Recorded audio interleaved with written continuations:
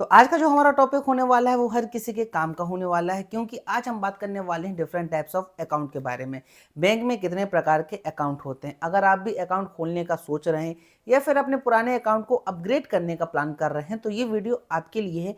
इस वीडियो में हम डिटेल में बात करेंगे कि बैंक में अकाउंट कितने प्रकार के होते हैं, किस बैंक अकाउंट में कितना प्रॉफिट मिलता है, क्या फीचर्स होते हैं, क्या नुकसान होते हैं और आपके लिए बेस्ट अकाउंट कौन सा होगा जिस पे आप अपने पैसे डाल सकें।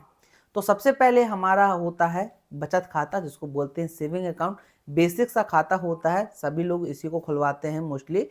इस खाते में होता ये है कि जो हमारी सेविंग्स रहती है वो हम इस पे डालते हैं। अभी तक आप लोग अपनी सैलरी भी अगर इस खाते में डालते हो तो वीडियो आगे तक जरूर देखना, क्योंकि मैं आपको बताऊंगा कि जो सैलरी के लिए डेडिकेट अलग से खाता होता है बैंक में। तो बचत खाता में हम हमारे थोड़े थोड़े से पैसे सेविंग वाले डालते हैं, उसके बाद इस पे निकालते हैं। इंटरेस्ट रेट जो मिलता है वो 2 से 4% का मिलता है, काफ़ी कम मिलता है। एक चीज़ और रहती है कि कुछ बैंक तो जीरो बैलेंस अकाउंट खोल देते हैं, कुछ बैंकों में यहाँ पे मिनिमम बैलेंस रिक्वायरमेंट होती है। मतलब वो 500 से लेके 10,000 तक होती है कि उतना पैसा आपके खाते पे होना चाहिए। यहाँ पे प्रॉफिट ये रहता है कि ये एक तो बिल्कुल सेफ रहता है खाता। यहाँ पर आप जितना चाहो उतना सेविंग डाल सकते हो, लेकिन निकालने में थोड़ी सी रिस्ट्रिक्शन रहती है कि आप हर टाइम विड्रॉल नहीं कर सकते, एक लिमिट मिलती है। आपको एटीएम कार्ड मिलता है, चेकबुक मिलती है।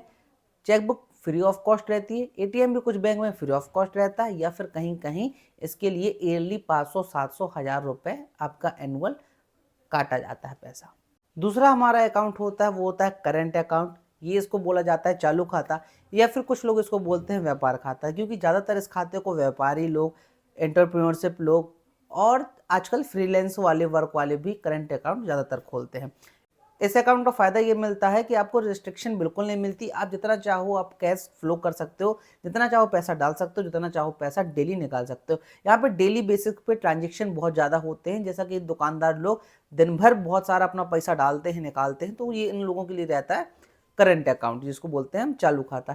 इस पर इंटरेस्ट रेट बिल्कुल ना के बराबर मिलता है, लेकिन यहाँ पर एक फ़ायदा भी है कि आपको रिस्ट्रिक्शन बिल्कुल देखने को नहीं मिलती। लेकिन एक नुकसान ये भी है कि इसकी जो मिनिमम बैलेंस रिक्वायरमेंट है, जैसा हमारा जो बचत खाता है, बचत खाता में हम 500 से लेकर 10,000 तक की लिमिट आपको खाते में बैलेंस बनाए रखना पड़ता है। वहीं पर करंट अकाउंट पे आपको 10,000 से लेकर 50,000 रुपये तक आपके अकाउंट में मिनिमम बैलेंस होना जरूरी है। जिन लोगों का करंट अकाउंट रहता है उनको भाई डीडी, चेकबुक और ओवरड्राफ्ट की भी फैसिलिटी देखने को मिलती है। ओवरड्राफ्ट ये होता है कि अगर आपके अकाउंट में पैसे नहीं भी रहते तो भी आप पैसे निकाल सकते हैं, मतलब ये एक प्रकार से क्रेडिट रहता है, लेकिन उसके ऊपर भी इंटरेस्ट चुकाना पड़ता है। नंबर 3 पे आता है हमारा फिक्स्ड डिपॉजिट अकाउंट, जिसको बोला जाता है एफडी। अब ये बिल्कुल आंख बंद करके भरोसा करने वाला अकाउंट होता है।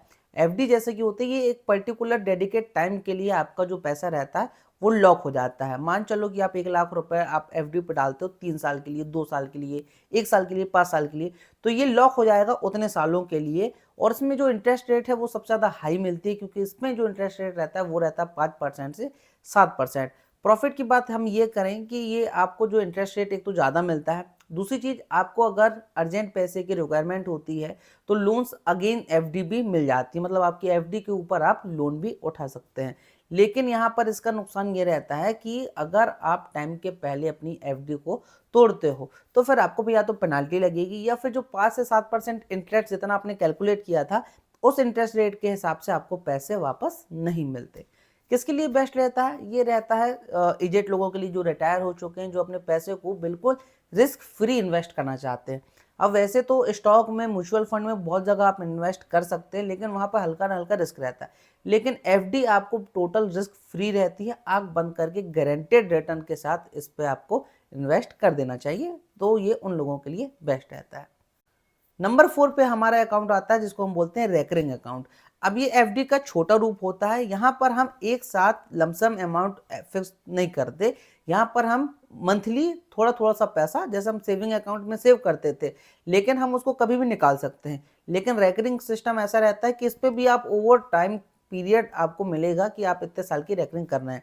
अब हर महीने जैसे आप 2-2 हज़ार रुपये रेकरिंग के डाल रहे हैं तो आप इसको विड्रॉल नहीं कर सकते। अगर विड्रॉल करोगे तो भी आपको पेनाल्टी लगेगी, और जो इंटरेस्ट रेट आपने कैलकुलेट किया था उस रेट से आपको पैसे वापस नहीं मिलेंगे। तो ये उन लोगों के लिए है जो डिसिप्लिन रूप से ये सोच सकते हैं कि हाँ, हर मंथ हम 2000, 3000, 5000 जितना भी आप इन्वेस्ट करना चाहते हैं। तो ये भी एक एफडी का छोटा रूप रहता है, ये भी बिल्कुल रिस्क फ्री इन्वेस्टमेंट रहता है और गारंटेड रिटर्न के साथ ये होता है। नंबर 5 पे हमारा अकाउंट होता है एनआरआई अकाउंट। ये उन लोगों के लिए जो इंडिया से बाहर रहते हैं। इसमें भी एनआरई और एनआरओ 2 प्रकार के अकाउंट रहते हैं। एनआरई जो अकाउंट होता है ये होता है टैक्स फ्री होता है, लेकिन यहाँ पर एक रिस्ट्रिक्शन ये रहती है कि जो आप बाहर की करेंसी है सिर्फ उसको डाल सकते हो, इंडिया की करेंसी नहीं डाल सकते। और एनआरओ जो अकाउंट रहता है उस पर आप इंडिया की करेंसी भी उस पर डाल सकते हैं, लेकिन यहाँ पर आपको टैक्स पटाना पड़ेगा इंटरेस्ट के ऊपर। ये टैक्स पेबल अकाउंट होता है। तो एनआरआई के 2 अकाउंट होते हैं, एक एनआरई एक एनआरओ। अगर आप डिटेल पे वीडियो चाहोगे तो मैं आपके लिए जरूर वीडियो लेके आऊँगा, कमेंट करके जरूर बताना। और नंबर 6 जो सबसे बेहतरीन होता है ये होता है सैलरी अकाउंट। अब जो सैलरी आ रही है आपकी वो आप ले रहे हैं अभी तक अगर आपके सेविंग अकाउंट पे, तो भाई उसको बंद करवा दो या फिर उसको आप कन्वर्ट करवा दो, बंद मत करवाइए। एप्लीकेशन दीजिए कि जो हमारा जो सेविंग अकाउंट है उसको सैलरी अकाउंट में कन्वर्ट किया जाए। सैलरी अकाउंट में कन्वर्ट करने के लिए आपको एक एप्लीकेशन देना पड़ेगा और प्लस आपकी सैलरी की जो स्टेटमेंट देना पड़ेगा।